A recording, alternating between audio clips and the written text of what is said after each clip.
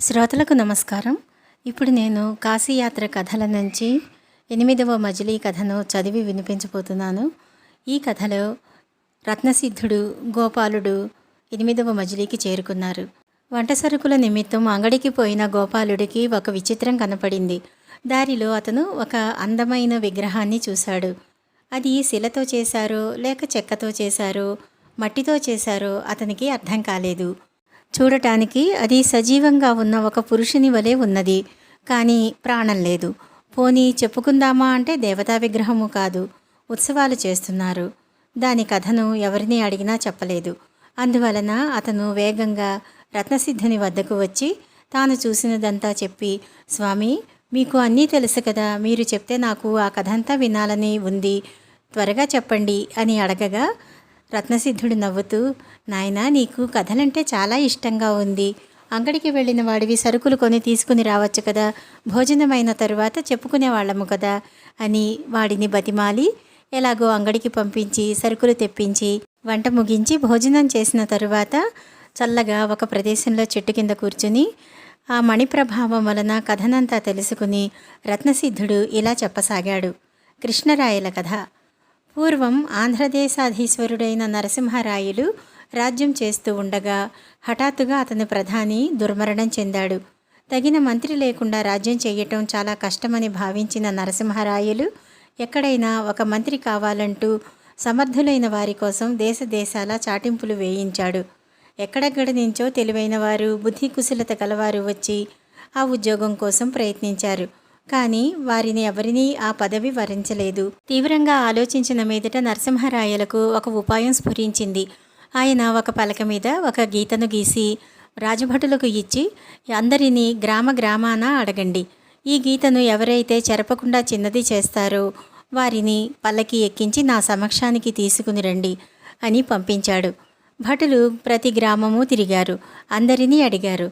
కానీ ఎవ్వరూ మాకు అది చేతకాదని చెప్పారు. రాజభటులు అలా అన్ని గ్రామాలు చూస్తూ అక్కడ ఉన్న ఒక పాఠశాలలోనికి వెళ్ళారు.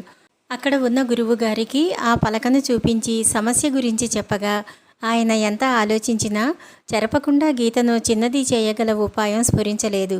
ఆయన నిరాశగా ఇది నా వల్ల కాదు అని చెప్పారు. అప్పుడు అక్కడ చదువుకుంటూ ఉన్న బాలురలో ఒకతను లేచి, ఏమిటి సమస్య గురువుగారు అని అడిగాడు.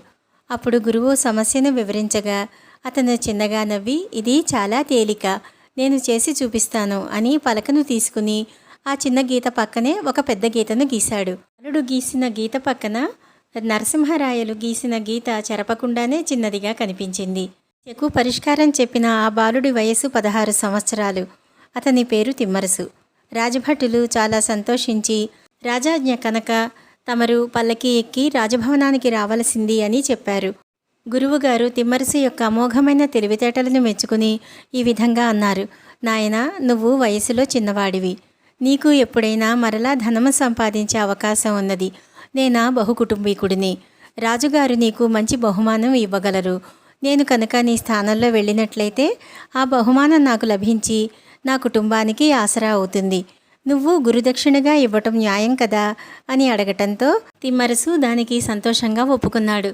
అలాగే రాజభటులను కూడా అంగీకరింపచేసి ఆ విషయం ఎవరికీ చెప్పవద్దని వారితో గట్టిగా చెప్పి గురువుగారిని రాజభటుల వెంట పల్లకీలో పంపించాడు. రాజుగారికి ఇంతకాలానికి తగిన మంత్రి దొరికాడని సంతోషించి ఎదురు వెళ్ళి పల్లకీలో ఉన్న గురువుగారిని లోపలికి ఆహ్వానించాడు. గురువుగారి యొక్క తడబాటు, మందబుద్ధితనము చూసి నరసింహరాయలకు అనుమానం కలిగింది. అతనే నిజంగా ఈ గీతను చిన్నది చేసి ఉంటాడా అన్న అనుమానంతో, గురువుగారు, మీరేనా ఈ గీతను చిన్నదిగా చేసినది అని అడిగాడు. అతను తడబడుతూ, అవును, నేనే చేశాను అని చెప్పాడు. రాయలు గురువు యొక్క తెలివితేటలను పరీక్షించాలనుకున్నాడు. అక్కడ కొద్దిగా దూరంలో ఒక కుర్చీలో మంత్రి ముద్రికలను ఉంచి అక్కడి చేరటానికి మధ్యదారిలో పరుపులు పరిపించాడు. అప్పుడు ఆయన గురువుతో ఇలా అన్నాడు, గురువర్య, మీరు ఈ పరుపులు తొక్కకుండా వెళ్ళి ఆ ముద్రికలను తీసుకుని రండి. అది తెచ్చినట్లయితే మీరు మంత్రిగా పదవిని స్వీకరించవచ్చు అని చెప్పాడు. ఏమి చెయ్యటానికి గురువుకు పాలుపోలేదు. అతనికి భయం వేసింది. అప్పుడు రాజుగారితో నిజం చెప్పేసి తనను క్షమించవలసినదిగా కోరాడు. పలక మీద చిన్న గీత పక్కన పెద్ద గీతను గీసినది తాను కాదని తన శిష్యుడైన తిమ్మరసు అని చెప్పగా రాజు భటులను పంపించి తిమ్మరుసును సభకు రప్పించాడు. తిమ్మరుసును ఈ పని నువ్వేనా చేసినది అని అడుగగా, తను లేనప్పుడు రాజుగారితో గురువుగారు ఏమి చెప్పి ఉంటారో ఊహించుకుని, అయ్యా, మా గురుదేవుల అనుగ్రహం చేత అది అలా అయ్యింది అన్నాడు. ఆ మాటలలో అతని గడుసుతనాన్ని అర్థం చేసుకున్నాడు నరసింహరాయలు. అప్పుడు రాజు పరుపులు తొక్కకుండా మంత్రిముద్రికలను తెమ్మనగా పరుపులు చుట్టుకుంటూ వెళ్ళి వాటిని తొక్కకుండా జాగ్రత్తగా తిమ్మరుసు మంత్రిముద్రికలను తీసుకుని వచ్చాడు. అప్పుడే రాజు తిమ్మరుసుని తన మంత్రిగా ప్రకటించాడు. గోపాల, ఆ ముసలివాడైన రాజు మరణించటంతో కృష్ణదేవరాయలు రాజ్యానికి వచ్చాడు. అతనికి ప్రభువుగా ఎంత కీర్తి ఉన్నప్పటికీ దాసీపుత్రుడు అనే నింద కూడా ఉన్నది. కృష్ణదేవరాయల పుట్టుక గురించి నీకు నేను మొదటి మజిలీలోనే చెప్పాను కదా, అది రహస్యంగా మిగిలిపోక అచిరకాలంలోనే దేశాలన్నింటికీ పాకి అందరూ కూడా తమ కన్యను ఇస్తామంటూ ఎవరూ ముందుకు రాలేదు. అందువలన అతనికి చాలా కాలం వరకు వివాహం కాలేదు. ఒకరోజు కృష్ణరాయల ఆస్థానానికి ఒక పండితుడు వచ్చి ఆయన పాండిత్యాన్ని ప్రదర్శించగా ఎంతగానో మెచ్చుకుని రాయలు ఆయనకి బహుమానం ఇస్తూ, బ్రాహ్మణోత్తమ, మీరు అనేక దేశాలు తిరిగారు, ఎక్కడైనా విశేషమైన పాండిత్యం గల స్త్రీలను చూశారా అని అడిగాడు. దానికి ఆయన ఇలా చెప్పాడు. మరాళ దేశపు రాజు వాసుదేవుని యొక్క కుమార్తె వకుళావతి. ఆవిడ అన్ని కళలలోనూ విద్యలలోనూ ఆరితేరింది. ఆమె వయసుకు 16 ఏళ్ళు. ఆమె అపురూప సౌందర్యవతి. ఏ రాజకుమారుడు వచ్చి అడిగినా ఆమె వివాహానికి సమ్మతించటం లేదు. బ్రాహ్మణ పండితులకు మాత్రమే వాదోపవాదాల కోసం ఆమె దర్శనమిస్తుంది. ఏ విద్యలో ఎంత ప్రావీణ్యం ఉన్నప్పటికీ ఆమె ఎదురుగా ఎవరూ నిలవలేరు. నేను కూడా ఆమె పాండిత్యానికి ఎదురు నిలవలేక జయపత్రికనిచ్చి ఇక్కడికి వచ్చాను అని చెప్పాడు. ఆ పండితుని ద్వారా వకుళావతి గొప్పతనాన్ని గురించి విన్నటువంటి కృష్ణరాయలకి ఆమెను ఎలాగైనా భార్యగా పొందాలన్న కోరిక ప్రబలమైపోయింది. ఆమె మీద విరహంతో దిగులుగా ఉన్న రాయల అవస్థను తిమ్మరుసు అర్థం చేసుకున్నాడు. తిమ్మరుసు రాజును వివాహం కానందుకు విచారమా అని అడిగాడు. వివాహానికేమి ఏ స్త్రీతోటైనా జరుగుతుంది, కానీ రాచకన్యలే సరైన వారు, అన్ని విద్యలు కళలలో ప్రావీణ్యం ఉన్నవారు దొరకటం అంత సులభం కాదు. వకుళావతి పండితులందరినీ వరుసగా ఓడిస్తున్నది. అటువంటి ఆమె కనుక భార్యగా దొరికితే రాజు యొక్క జన్మ ధన్యం కాకపోతుందా? వకుళావతితో నా వివాహం జరగకపోతే నేను ప్రాణాలతో ఉండనేమో అని దిగులు పడిపోయాడు రాయలు. అందుకు తిమ్మరసు నవ్వుతూ, రాజా, నీ కోరిక చాలా అసాధ్యమైనదిగా అనిపిస్తోంది. ఆ వాసుదేవుడు అన్ని విధాలా మనకంటే సంపదలోనూ అధికారంలోనూ కూడా అధికుడే. అందువలన అతను దాసీపుత్రుడన్న కళంకం ఉన్న మీకు తెలిసి తన కూతురుని ఇస్తాడన్న నమ్మకం నాకు లేదు అన్నాడు. కృష్ణదేవరాయలకు మనసులో కించిత్తు బాధ కలిగింది. అయినప్పటికీ అతను చెప్పినది వాస్తవమే కనుక ఏమీ అనలేకపోయాడు. అప్పుడు రాయలు తిమ్మరుసుతో ఇలా అన్నాడు. ఇంతకు నువ్వు చెప్పేది ఇదా? నాకు నువ్వు ఏదో రకంగా ఈ కోరికను తీరుస్తావని నేను భావించాను. కానీ నేను మాత్రం సామాన్యురాల్ని పెళ్లాడేది లేదు. వకుళావతితో వివాహం జరిగినా సరే, లేదా సన్యాసినైపోతాను. నాకేలా ఈ భోగాలు? ఈ రాజ్యాన్ని నువ్వే పరిపాలించు అన్నాడు రాయలు. దానికి తిమ్మరసు ఇలా బదులిచ్చాడు. అంత పెద్ద మాటలు దేనికి మహారాజా? నేను మీ కోరికను ఏదో విధంగా నెరవేర్చడానికే ప్రయత్నిస్తాను. కానీ దానికోసం మనం మారువేషాలు వేసుకోవాలి. ఎందుకంటే వకుళావతి పండితురాలు. ఆమె పండితులతో మాత్రమే మాట్లాడుతుంది. పండితులు కాకుండా ఏ రాజకుమారుడు వచ్చినా ఆమె చూడదని నిన్న మన పండిత సభకు వచ్చిన బ్రాహ్మణుని ద్వారా తెలిసిన విషయమే కదా. అందువలన మనము బ్రాహ్మణ వేషాలలో ఆమె వద్దకు వెళ్దాము అని చెప్పాడు. ఒక శుభముహూర్తాన వాళ్ళు పట్నం వదిలి బ్రాహ్మణ వేషాలు వేసుకుని కపిలపురం అనే ఊరిని చేరుకున్నారు. అక్కడ అన్నదాతగా పేరు పొందినటువంటి రామశర్మ ఇంట్లో బస చేశారు. వీరు వెళ్ళేసరికి ఆ బ్రాహ్మణుడు ఇంట్లో లేడు. ఆయన వేరే పని మీద ఊరిలోకి వెళ్ళి ఉన్నాడు. అప్పుడు ఆయన భార్య అతిథి సత్కారాలలో ఏ విధమైన లోటు లేకుండా వారికి కావలసిన రీతిగా వంట చేసి వడ్డించింది. అతడు ఆ రాజుగారికి పురోహితుడు కూడా కావటం వల్ల తిమ్మరుసుకు రాయలకు రాజభోగాలన్నీ అమిరాయి. ఆ సాయంత్రానికి రామశర్మ విచారంగా ఇంటికి వచ్చాడు. అతిథులొచ్చారని తెలిసి కూడా వారిని పరామర్శించకుండా తన గదిలోకి పోయి విచారించసాగాడు. ఆ పూట అతిథులతో కలిసి భోజనం చేయవలసినదిగా ఆ ఇల్లాలు భర్తను పిలిచింది. నా స్నేహితుడైన మంత్రి రేపు ఉరితీయబడుతున్నాడు. నేను ఏ విధంగా భోజనం చేయగలను అన్నాడతను విచారంగా. ఈరోజు మంత్రి అయ్యాడు, రేపు ఎవరు అవుతారో? అవివేకమైన రాజును కొలవటం కంటే ముష్టి ఎత్తుకోవడం మేలు. రాజుకు సమాధానం చెప్పగల ధీశాలి తిమ్మరుసు లాంటి వాడు మనకు ఇప్పుడు ఎక్కడ దొరుకుతాడు అని నిరాశగా అన్నాడు. అప్పుడు తిమ్మరుసు ముందుకు వచ్చి రామశర్మతో ఇలా అన్నాడు. అయ్యా, మీరు తిమ్మరుసును ఎదురుగుదురా అని అడిగాడు.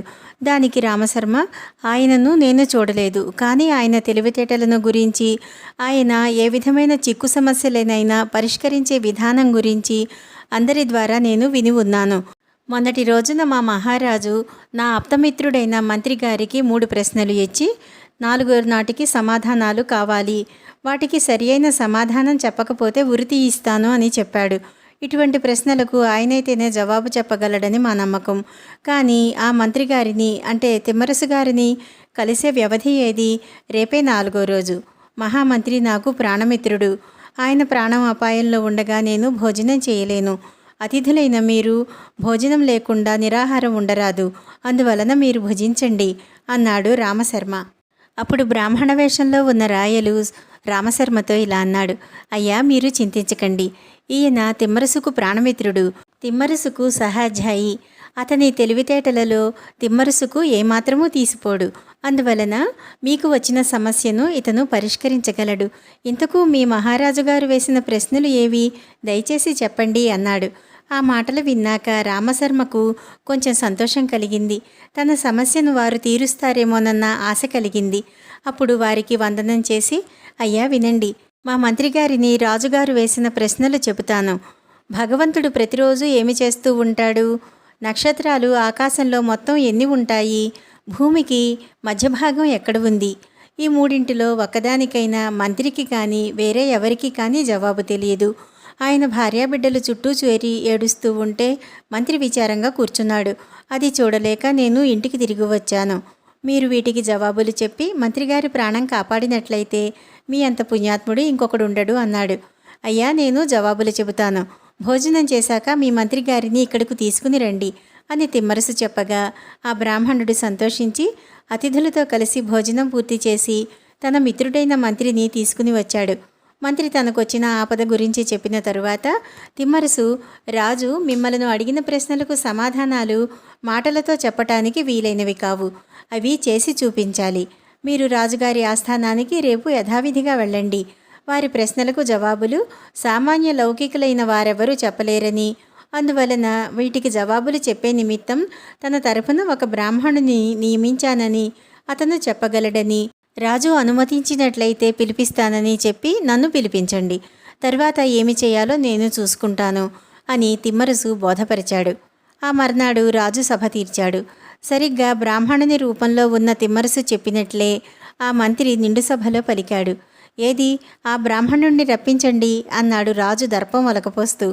ఆ మంత్రి సభలోనే ఉన్న తిమ్మరసును చూపించి, అయ్యా, వీరే వారు అని వినయంగా చెప్పాడు.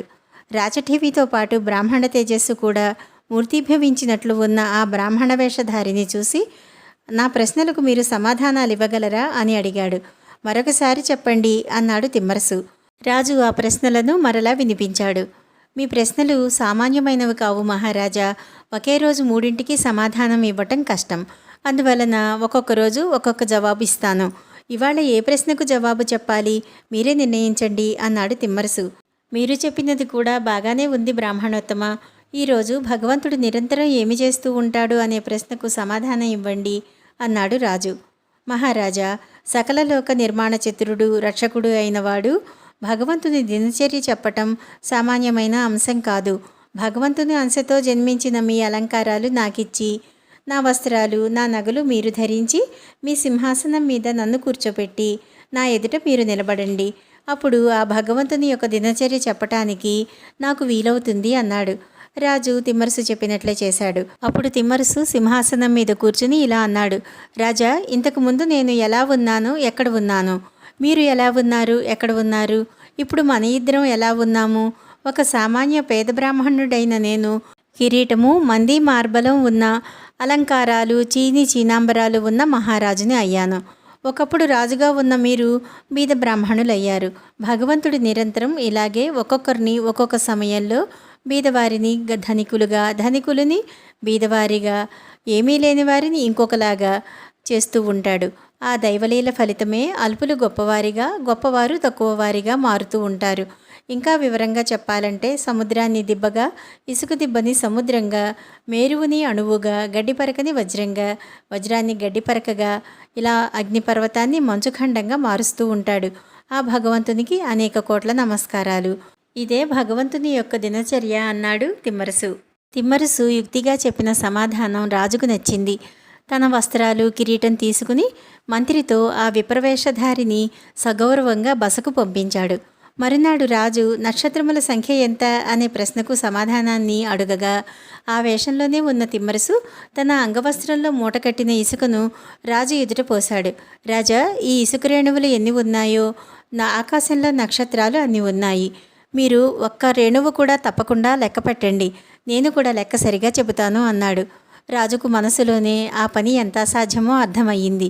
అలాగే తిమ్మరుసు యుక్తి కూడా అర్థమయ్యింది. కానీ పైకి ఏమీ అనలేక అందరి ఎదుట రాజు అంగీకరించాడు.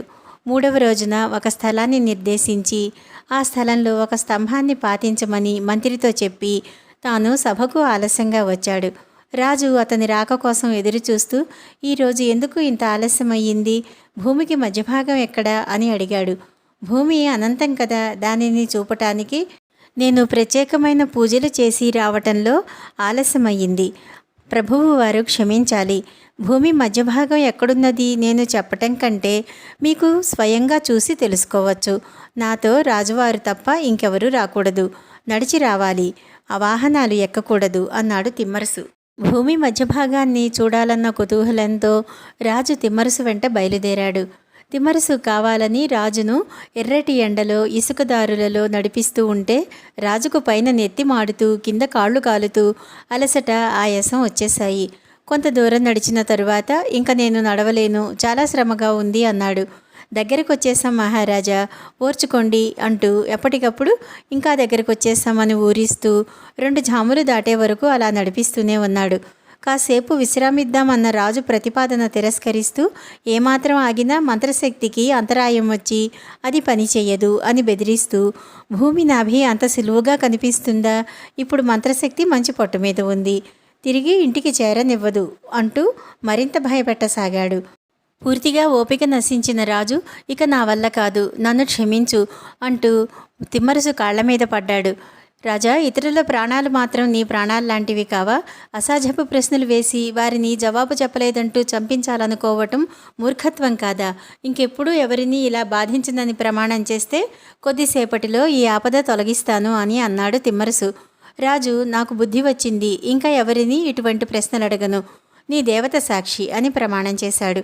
అప్పుడు తిమ్మరుసు దయతలిచి తనతో పాటు రహస్యంగా తెచ్చినటువంటి నీరు, ఆహారము రాజుకు అందించాడు. రాజుకు బుద్ధి వచ్చింది. ఎలాగో అలాగా మళ్ళా తిరిగి రాజధానికి చేరుకున్నారు. తను వేసిన ప్రశ్నలకు సమాధానాలు చెప్పినందుకు, ఎర్రటి ఎండలో తనకు ఆహార పానీయాలు సమకూర్చినందుకు కృతజ్ఞతతో నిండు సభలో తిమ్మరుసును గొప్పగా సన్మానించాడు రాజు. ఇంకా మహామంత్రికైతే అతని కృతజ్ఞత వెల్లడించడానికి మాటలు చాలలేదు. అతడిని పూజించి మీరు ఏది కోరినా నేను తప్పక తీరుస్తాను అని చెప్పాడు. నాకు మీ ఆనందం కంటే వేరే ఏమీ అక్కరలేదు, మేము తీర్థయాత్రలకు పోతున్నాం, సెలవివ్వండి అని రాయలు, తిమ్మరుసు ముందుకు సాగిపోయారు. వారు 2 రోజులలో మరాళ దేశం చేరుకుని అక్కడ ఒక బ్రాహ్మణుని ఇంట బస చేశారు. తాము చాలా పాండిత్యం కలవాళ్లమని, రాజుల ఆస్థానంలో పండితులతో వాదించి ప్రభువుల యొక్క సన్మానం పొంది కాశీ వెళ్ళదలుచుకున్నామని చెప్పారు. ఆ రాజకూతురు వకుళావతి ప్రస్తావన ఆ బ్రాహ్మణుని నోట విని మరిన్ని వివరాలు తెలుసుకున్నారు. ఆమె విద్వాంసులైన విప్రులకు తప్ప ఇతరులకు దర్శనం ఇవ్వదు. ఇది విన్నాక ఇద్దరూ పథకాన్ని ఆలోచించారు. తిమ్మరుసు కృష్ణరాయలకు చెప్పవలసిన జాగ్రత్తలన్నీ చెప్పి మరునాడు వాసుదేవ మహారాజు సభకు చేరుకున్నారు. తాము వకుళావతితో పండిత ప్రకర్ష చేయటానికి వచ్చామని చెప్పగా రాజకుమారి వకుళావతి వారిని తక్షణమే ప్రవేశపెట్టమన్నది. ఆమె పరిచారకులు వారిని ఎన్నో గదులు దాటించి వకుళావతి మందిరానికి చేర్చారు. అక్కడ అనేక రకాల చిత్రపటాలు ఉన్నాయి. అందులో ఎందరెందరో రాజకుమారులు, వారితో పాటు రాయలు, తిమ్మరుసుల యొక్క చిత్రపటాలు సైతం ఉన్నాయి. ఇంకొక వైపు వకుళావతి చిత్రపటం కూడా ఉన్నది. అందులోని సౌందర్యానికి రాయలు వివసుడైపోయాడు. దానిని చూసి తిమ్మరుసు ఇలా అన్నాడు, జాగ్రత్త, మన గుట్టు బయటపెట్టే పనులు చేయకు సుమా, ఆమెను చూస్తే ఎంత వెర్రివాడు అవుతావో అని హెచ్చరించినట్లుగా చెప్పాడు. ఇంతలో అక్కడికొక సుందరి వచ్చింది. రాయలు ఆమెను చూసి వకుళావతిగా భ్రమించగా తిమ్మరుసు ఆమె రాజకుమార్తె కాదని, ఆమె చేతులు సుకుమారంగా లేకుండా కఠినంగా ఉండటమే అందుకు కారణమని తిమ్మరుసు స్పష్టం చేశాడు. ఆ యువతి వారికి ఎదురుగా ఉన్న ఒక తెరను తొలగించింది. ఆ తెర వెనకాల ఉన్న సుందరిని చూసి రాయలు మోహపారవశ్యం చెందాడు. రత్నకంబళంపై పొందికగా కూర్చుని ఉన్న ఆమె అందాన్ని కళ్ళతోనే తాగేస్తున్నాడు రాయలు. తిమ్మరుసు ఆమెను సంస్కృతంలో ప్రశ్నిస్తే శ్లోకరూపంగానూ, పద్యరూపంలో ప్రశ్నిస్తే పద్యరూపంగానూ జవాబు చెప్పసాగాడు. అంతేకాకుండా ఆమె భాషణలో పునరుక్తి దోషాలు నిరూపించాడు. స్త్రీలకు వేదం చదివే అధికారం లేదన్నాడు. అందుకు జవాబు చెప్పలేకపోయిన కళావతికి వారిద్దరూ రాయలు తిమ్మరుసు అని బోధపడిపోయింది. చిత్రపటాల్లోని కొన్ని పోలికలను బట్టి ఆమె వారిని గుర్తించింది. వారు మారువేషంలో ఉన్న కృష్ణదేవరాయలు తిమ్మరుసు అని స్ఫురించిన వెంటనే ఆమె తన కోపాన్ని మనసులోనే దాచుకుని తన తండ్రికి ఒక లేఖ రాసి చెలికత్తె ద్వారా పంపింది. ఆ లేఖలో ఈ విధంగా రాసింది: ఇక్కడకు విప్రవేశాలలో వచ్చిన వారు నిజమైన విప్రులు కారు. వారు మారువేషంలో ఉన్న కృష్ణదేవరాయలు తిమ్మరుసు, కాబట్టి వారిని ఉరి తీయించవలసినది అని ఆ లేఖలో రాసింది. అందుకు వాసుదేవుడు, నువ్వు అనుకుంటున్నది అబద్ధమయ్యుంటుంది. మారువేషాలలో వారు ఇక్కడికి ఎందుకు వస్తారు? తగిన నిదర్శనాలు చూపితే తప్ప నేను అటువంటి ఆజ్ఞను ఇవ్వలేను అని ఆమెకు తిరుగులేఖ రాసి పంపించాడు. ఆమె తన తండ్రికి మరొక లేఖ పంపించింది. అందులో ఈ విధంగా రాసింది: కృష్ణదేవరాయలు తనను తినివేసేలా చూస్తున్నాడు. బ్రాహ్మణుడైతే ఆ విధంగా చూడడు. ఇంకా తిమ్మరుసైతే కపటవాదన చేస్తున్నాడు. అందువలన వీరిని మీరు ఉరి తీయించవలసినది అని చెప్పి ఆ ఉత్తరాన్ని పంపింది. ఆ నిర్ణయం తన కూతురు ఎంతో విజ్ఞతతోటే చేసి ఉంటుందని వాసుదేవుడు నమ్మాడు. అందుకోసమని అతను వారిని పట్టుకోవటానికి పరివారాన్ని ఏర్పాటు చేశాడు. తిమ్మరుసు రాజకుమారి వైనాన్ని మొత్తం గ్రహించాడు. ఆమె ఏదో మోసపూరితమైన ఉద్దేశంలో ఉన్నదని అనుమానించాడు. అందువలన అక్కడి నుంచి త్వరగా వెళ్ళిపోవటం తమిద్దరికీ క్షేమమని భావించి, మాకు అనుష్ఠానం వేళ దాటిపోతోంది, మిగతా సభ రేపు చేద్దాము, వెళ్ళి వస్తాం అంటూ లేచారు. తొందరపడకండి విపురులారా, ప్రసంగం కొంచెమైనా జరగలేదు, మీకు నేను జవాబు చెప్పాలి కదా అన్నది వకుళావతి. రేపటికి ఆలోచించి ఉంచు అంటూ రాయలకు చెయ్యినిచ్చి వేగంగా అంతఃపురాన్ని దాటుకుని బయటపడి తమకు అడ్డు వచ్చిన భటులను చేతులతో పక్కకు తోస్తూ బయటికి వచ్చేసి అంతకుముందే సిద్ధంగా ఉన్న తమ పంచకళ్యాణి గుర్రాల మీదకి చెంగున ఎగిరి తమ బసను చేరారు. తర్వాత కొందరు రాజభటులు వకుళావతి దగ్గరకు వచ్చి, అమ్మ, వారు మీరు ఊహించినట్లుగా రాయలు తిమ్మరుసులే. వారు గుర్రాలెక్కి పారిపోతూ ఉంటే మేము అడ్డగించాము, కానీ వారు చేసే యుద్ధానికి మేము ఆగలేకపోయాం అని సమాచారం అందించారు. రాజకుమార్తె వకుళావతికి ఒళ్ళు మండిపోయింది. నేను నీచజాతి వారి కంటపడ్డాను. ఒక అధముని కంటపడి వేరొకరిని ఎలా పెళ్లాడను? ఆ దుర్మార్గుని తగిన విధంగా శిక్షించాలి. అతడిని పెళ్లాడుతాననుకుంటున్నాడేమో, కానీ నేను ఆ విధంగా చెయ్యను. అతనిని ఏ విధంగానైనా చంపి నేను మరణిస్తాను అని నిశ్చయించుకుని తండ్రితో కొన్ని మంతనాలు జరిపి తాను చెప్పిన రీతిగా కృష్ణదేవరాయలకు ఒక లేఖ రాయించింది. ఆ లేఖలో ఉన్న ప్రకారం ఈ విధంగా ఉంది: లోకవిఖ్యాతిగాంచిన మీకు మా కుమార్తె అయిన వకుళావతిని ఇచ్చి వివాహం చేయ నిశ్చయించాము కనుక నేను రాసినటువంటి శుభముహూర్తానికి సకల పరివార సహితంగా రాగోరుతున్నాము అని ఉంది.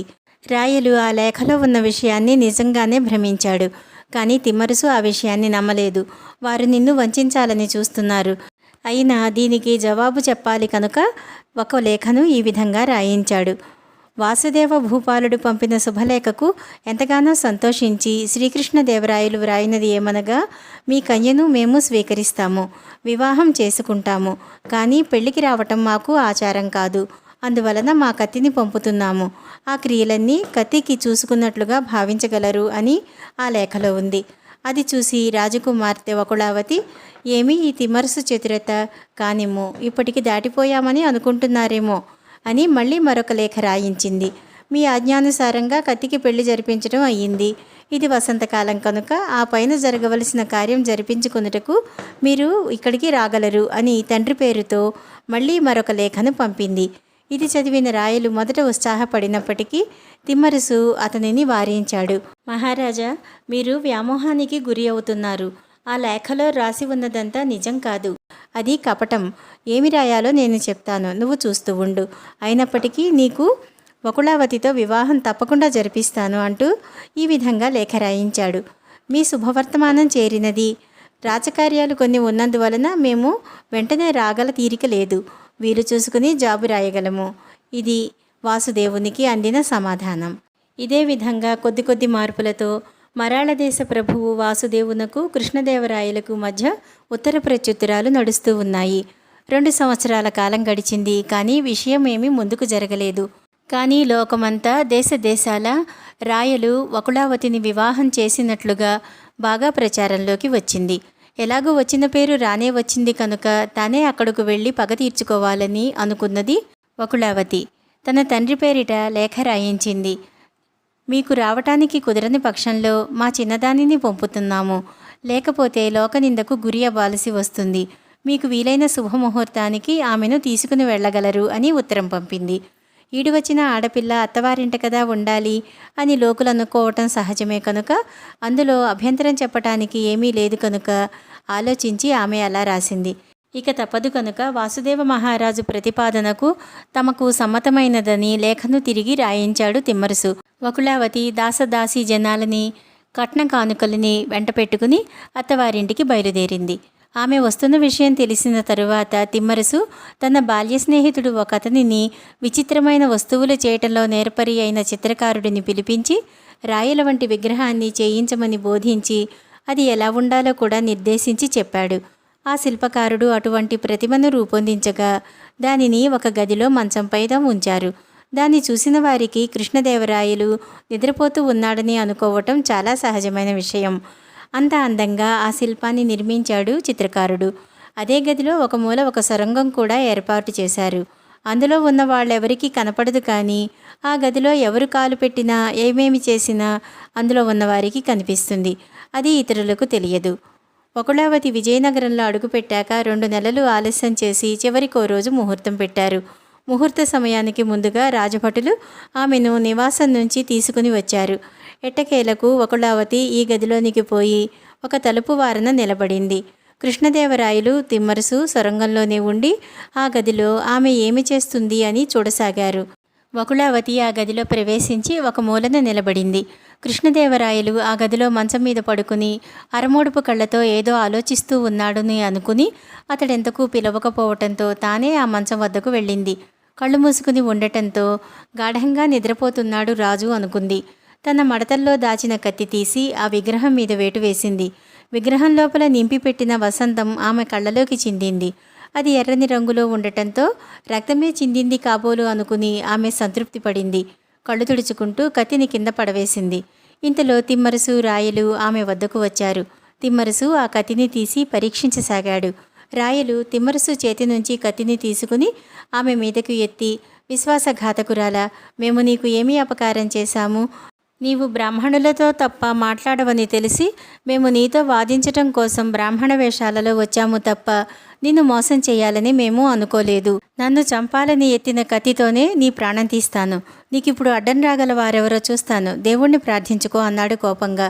వకుళావతికి అప్పటికే గర్వం మత్తు దిగిపోయింది. తాను అసహాయ స్థితిలో ఉన్నప్పుడు, ఎదుటివారి చేతిలో అధికారం ఉన్నప్పుడు మనస్థితి ఎలా ఉంటుంది అనేది ఆమెకు అవగాహనలోకి వచ్చింది. ఆ రోజున తాను ఏ విధంగా ప్రవర్తించినది గుర్తు చేసుకుంది. వారు తనకంటే తెలివైన వారు, కార్యశూరులు కనుక ఆపదలో నుంచి తప్పించుకున్నారు. మరి తాను ఇప్పుడు ఎలా తప్పుకోగలదు? ఏ విధంగా చూసినా వారు తనకంటే అధికులే. ఇప్పుడు వారేం చేసినా, తనను చంపినా అడిగేవాళ్లు లేరు. వకుళావతి తన నిస్సహాయ స్థితికి వణికిపోయింది.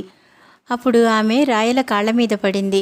ప్రభు, నేను ఎలాగూ మీ ఆధీనంలోనే ఉన్నాను కనుక నేను విన్నవించుకుంటున్నది విన్నాక నన్ను వధించండి అన్నది. రాయలు సరే కానిమ్ము అన్నాడు తిమ్మరుసు ముఖం చూసి.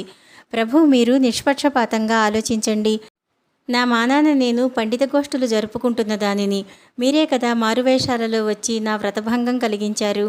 అప్పుడు నాకు కోపం రావటం సహజమే కదా. రాచపుట్టుక పుట్టిన దాన్ని ప్రతీకారం తీర్చుకోవాలనుకోవటంలో అనుచితమేముంది? అయితే అప్పుడు మీ మీద ఎంత కోపం ఉన్నదో ఇప్పుడు నాలో పరివర్తన కలిగి అంతకు రెట్టింపు ప్రేమ మీ మీద కలిగింది. దైవసాక్షిగా మిమ్మల్నే భర్తగా సేవించుకుంటాను. కోరి వచ్చిన చిన్నవాడిని కాదనే దుర్మార్గురాలిని కాను. మునుపు నా మీద మోహం మీరు గుర్తు తెచ్చుకోండి. ఉద్రేకంలో ఉన్న మీకు ఇప్పుడు అర్థం కాదని ఆలోచించండి. ఇంతకంటే నేను చెప్పేదేమీ లేదు అని ఊరుకుంది. ఆమె సహజమైన రాచస్త్రీ బుద్ధి ప్రదర్శించిందని తిమ్మరుసు గ్రహించాడు.